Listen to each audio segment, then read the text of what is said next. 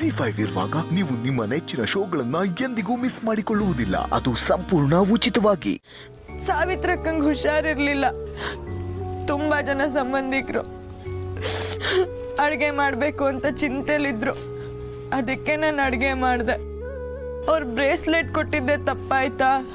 ಅದರಿಂದ ನಾನು ನಿನ್ನ ಪಾಲಿಗೆ ಬೇಡವಾಗಿ ಹೋದ್ನ. ನಿನಗೆ ನಾನು ಬೇಡ ಅಂದಮೇಲೆ ನಾನು ಬದುಕಿದ್ದು ಏನಪ್ಪ ಪ್ರಯೋಜನ?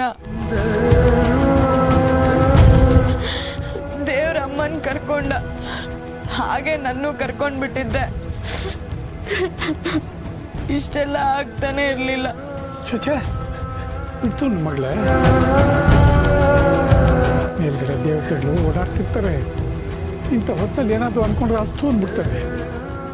ನೋಡು ಮಗಳೇ, ತಿನ್ನೋ ಪ್ರತಿ ಅಗಳ ಮೇಲೂ ದೇವರು ಅವ್ರ ಹೆಸರು ಬರೆದಿರ್ತಾನಂತೆ. ಹಾಗೆ ಯಾರ್ಯಾರ ಪಾಲಿಗೆ ಏನೇನು ದಕ್ಕಬೇಕೋ ಅದು ದಕ್ಕುತ್ತೆ. ನಿನ್ನ ಹಣೆಯಲ್ಲಿ ಏನು ಬರೆದಿದೆಯೋ. ZEE5 ಆಪ್ ಡೌನ್ಲೋಡ್ ಮಾಡಿ ಎಲ್ಲಾ ಸಂಚಿಕೆಗಳನ್ನು ಸಂಪೂರ್ಣ ಉಚಿತವಾಗಿ ನೋಡಿ.